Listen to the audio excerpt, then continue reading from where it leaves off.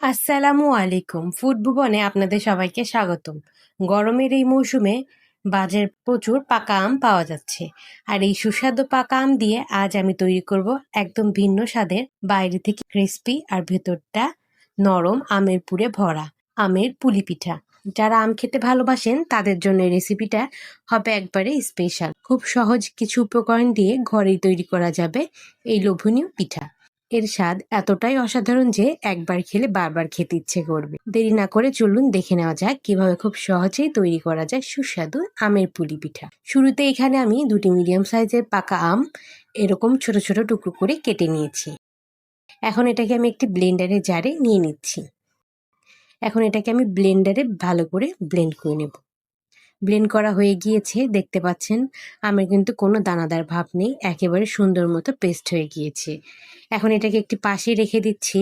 এখন এখানে আমি পিঠার ভেতরকার পুর তৈরি করে নেব। এজন্য চলে যাচ্ছি চুলায়। চুলায় একটি প্যান বসিয়ে তাতে 3 টেবিল চামচ পরিমাণ সুজি দিয়ে দিলাম।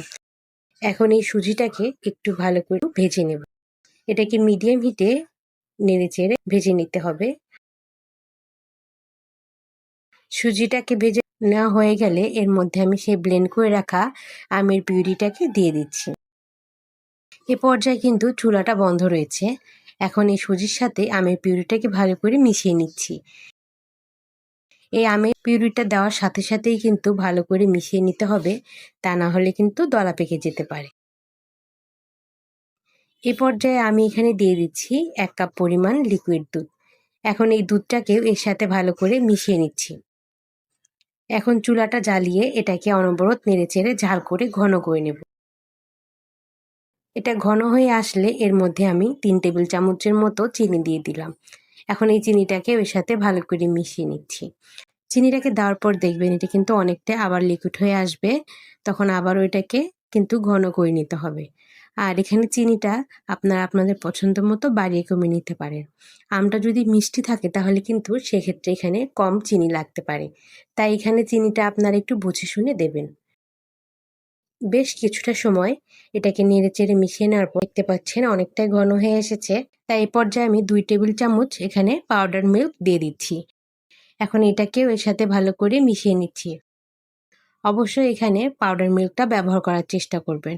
পাউডার মিল্কটা দিলে কিন্তু এই পুরটা খেতে অনেক মজার হয়ে থাকে। আর এই পাউডার দুধটা কিন্তু সবার শেষে দেওয়ার চেষ্টা করবেন। অনেকটা সময় জাল করে নেওয়ার পর দেখতে পাচ্ছেন এটা কিন্তু অনেকটাই ঘন হয়ে এসেছে। এটা এখন যতটা না পাতলা মনে হচ্ছে, ঠান্ডা হলে কিন্তু আরো ঘন হয়ে আসবে। তাই এটাকে আমি এখন আর জাল করব না। এখন এটাকে আমি একটি বাটিতে উঠিয়ে নিচ্ছি। এখন এটাকে আমি পুরোপুরি ঠান্ডা করে নেব। এদিকে আমি চুলায় আরেকটি পাত্রে 1.5 কাপ পরিমাণ পানি নিয়ে নিয়েছি।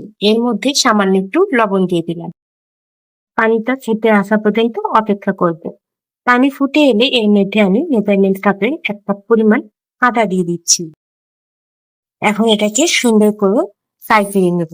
আটা দেওয়ার সাথে সাথে এভাবে মিশিয়ে আমরা সাধারণত রুটিটা যেভাবে বানাই সেভাবেই তৈরি করে নেব।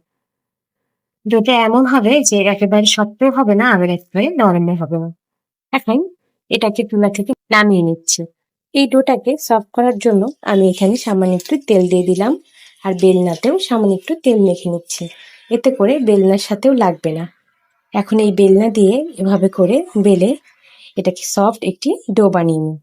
এটা হাতের সাহায্যে করতে গেলে হাতে দেখবেন গরম ভাব লাগে আর অতটাও সফট হয় না, কিন্তু এভাবে যদি করেন দেখবেন অনেকটাই সফট হবে।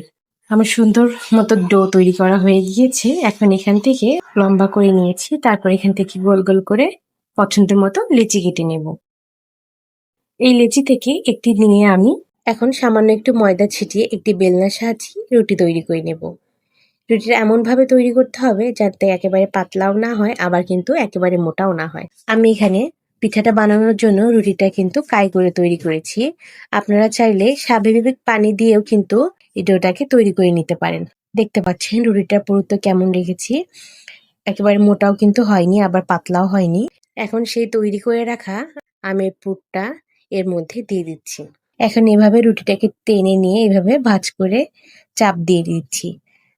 এটা কিন্তু এভাবে সুন্দর মতো চাপ দিয়ে দিয়ে লাগিয়ে নিতে হবে। ভালোভাবে চাপ দিয়ে না লাগলে কিন্তু এগুলো পিঠাগুলো খুলে যেতে পারে। তারপর এখানে আমি কাপকেকের মোল্ড নিয়েছি। এখন এটাকে এভাবে চাপ দিয়ে কেটে পিঠার শেপ দিয়ে নিচ্ছি। দেখতে পাচ্ছেন মাশাআল্লাহ কত সুন্দর একটি পিঠা তৈরি হয়ে গেল। আপনাদের যদি এরকম কাপকেকের মোল্ড না থাকে সেক্ষেত্রে আপনারা কিন্তু যেকোনো কৌটার মুখা বা স্টিলের বাটিও ব্যবহার করতে পারেন। আমি আরো একটি বানিয়ে দেখাচ্ছি। আপনারা যদি এভাবে একটি রুটি দিয়ে এই পিঠা বানান তাহলে কিন্তু একসাথে অনেকগুলো পিঠা তৈরি করে নিতে পারেন। যেমন তৈরি করা সহজ, খেতেও কিন্তু দুর্দান্ত হয়। দেখতে পাচ্ছেন আমি কিন্তু আরেকটি পিঠা তৈরি করে নিলাম। এভাবে এক এক করে সবগুলো পিঠা তৈরি করে নিয়েছি।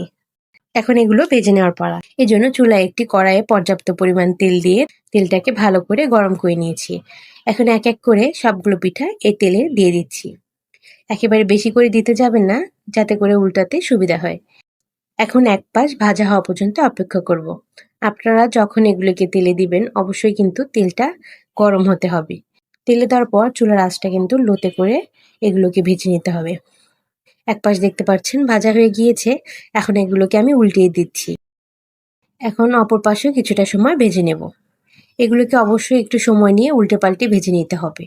বেশি আঁচে কখনোই ভাজতে যাবেন না, তাহলে কিন্তু এগুলো দ্রুত কালার চলে আসবে ও পিঠাটাও কিন্তু মুচমুচে হবে না। বেশ কিছুটা সময় ভেজে নেওয়ার পর দেখতে পাচ্ছেন কতটা সুন্দর একটি কালার চলে এসেছে। তাই এগুলোকে এখন আমি আর ভাজবো না, এগুলোকে তেল ঝরিয়ে আমি উঠিয়ে নিচ্ছি। আমি বাকিগুলো একইভাবে ভেজে নেব। আমার রেসিপি ফলো করে আপনারা বাসায় একবার হলেও ট্রাই করে দেখবেন। এই পিঠাটা এতটা মজার হয় যে যাকে বানিয়ে খাওয়াবেন সে আপনার প্রশংসা করতে বাধ্য হবে। আর এই পিঠা কিন্তু একটা খেলে কখনোই মন ভরবে না। এগুলোও ভাজা হয়ে গিয়েছে। এখন এগুলোকে আমি তেল ঝরিয়ে সরাসরি পরিবেশন করে নিচ্ছি। মাশাআল্লাহ দেখতে পাচ্ছেন কতটা সুন্দর হয়েছে আমার এই পিঠাগুলো। কত সহজে ঝটপট এগুলো তৈরি করে নিলাম। আর মেহমান আপ্যায়নের জন্য এটা কিন্তু সেরা একটি রেসিপি। আশা করছি আজকের রেসিপিটি আপনাদের অনেক ভালো লেগেছে। আপনারা অবশ্যই বাসায় একবার হলেও তৈরি করে দেখবেন এবং কেমন হয়েছে তা কমেন্টে জানাবেন। ভিডিওটি ভালো লাগলে লাইক দিন, শেয়ার করবেন। এমন সহজ আর মজার রেসিপি পেতে ফুড বুয়া চ্যানেলটিকে সাবস্ক্রাইব করে বেল আইকনটি অন করে রাখুন। সবাই ভালো থাকবেন, সুস্থ থাকবেন। আবারও দেখা হবে মজার রেসিপি নিয়ে। আল্লাহ হাফেজ।